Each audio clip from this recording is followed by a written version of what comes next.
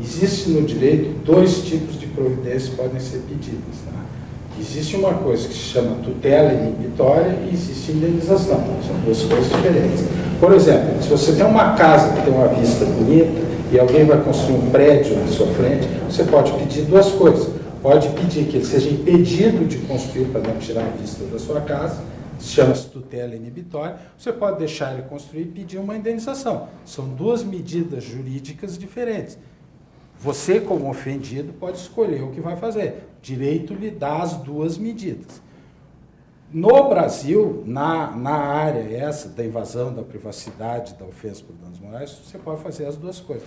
Eu, na minha opinião, respeito as opiniões contrárias, quero dizer o seguinte: como a Constituição Federal escolheu que a dignidade humana e a privacidade é um dos atributos da dignidade humana, a privacidade, repito, é um dos atributos da dignidade humana. Me parece que essa visão que os senhores estão aqui defendendo, de reduzir a dignidade humana a uma indenização, me parece uma visão empobrecedora.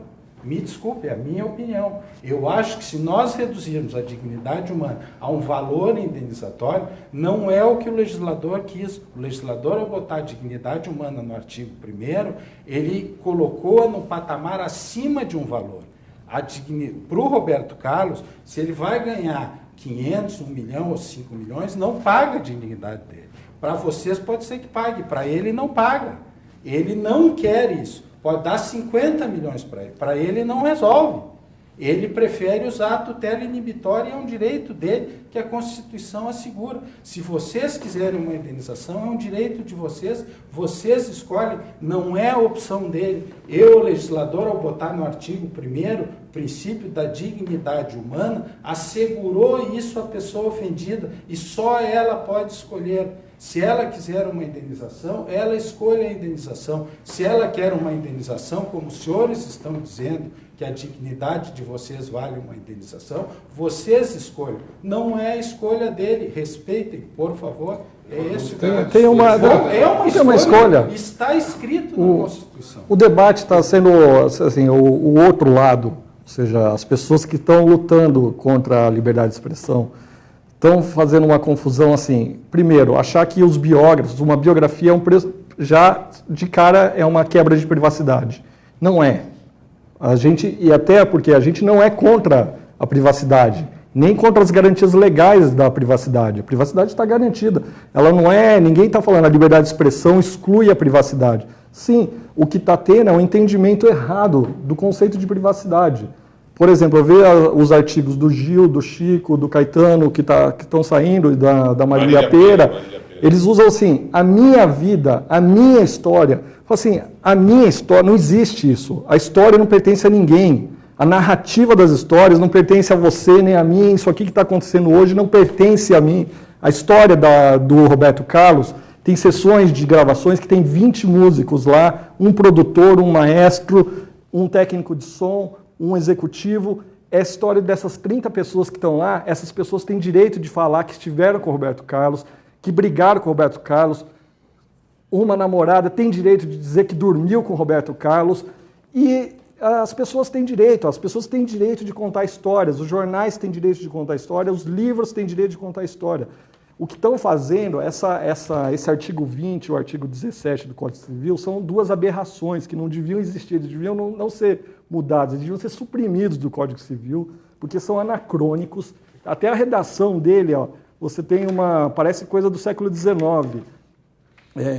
A divulgação de escritos, a transmissão da palavra, a publicação e exposição da imagem de uma pessoa poderão ser proibidas a seu requerimento sem prejuízo da indenização que couber se lhe atingirem a honra, a boa fama ou a respeitabilidade. Isso parece aquela coisa de duelo de cavaleiros do século XIX. Fala, gente, o que é isso? Isso aqui é... Essa coisa da privacidade, Edmundo, se me permite... Isso aqui é uma aberração. Isso aqui é uma aberração, é inconstitucional, claramente inconstitucional, como mostrou o deputado. E advogados, o que estão fazendo? Estão usando subterfúgios, estão fazendo brechas na lei para tentar censura. Estão fazendo vários, não é censura, não é. É isso, os artistas estão claramente se colocando, eles não querem que escrevam sobre eles sem autorização prévia. Estão aparecendo novos argumentos a cada momento para tentar manter a censura, porque censura prévia. Novos argumentos vão aparecendo a cada dia. O primeiro foi esse que nós estávamos discutindo agora, sobre o que a Constituição estabelece em relação ao direito à honra. E já verificamos que a Constituição garante o direito à honra a qualquer um dos cidadãos, celebridades ou não. O segundo é esse da privacidade. E aí eu quero entrar no debate das celebridades, porque não estamos tratando aqui de pessoas comuns. A Constituição garante a honra, o direito à honra, à imagem, a cada um de nós e também as celebridades. Mas as celebridades, elas fazem história, elas mudam a história. Eu sou fã do Roberto Carlos e ninguém vai negar que o Roberto Carlos, além de um grande cantor e compositor, mudou a história do Brasil. Ou a Jovem Guarda é o quê?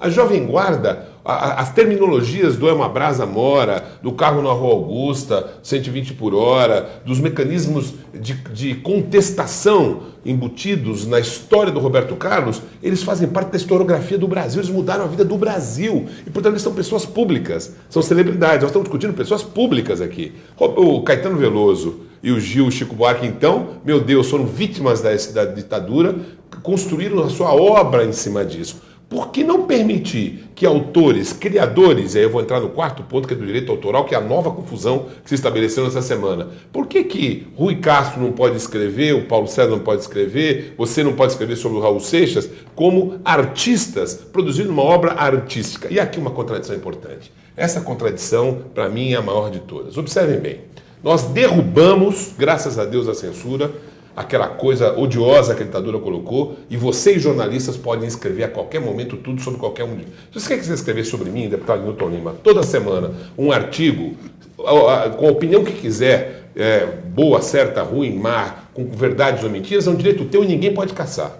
Se eu me incomodar, eu posso ir à justiça garantir os meus direitos. Se na semana seguinte você quiser, não há lei que proíba, porque não tem censura prévia mais, graças a Deus, tem uma outra discussão de direito à resposta, que está em debate no Congresso. Essa é outra discussão. Mas, graças a Deus, nós banimos a impossibilidade de você, Júlio, escrever um artigo sobre o que você pensa, como disse ele. Se na semana seguinte você quiser escrever de novo comigo, em relação a mim, um artigo ainda sobre qual teor for, na terceira semana a mesma coisa, na quarta semana, nenhum juiz vai te proibir, ou vai.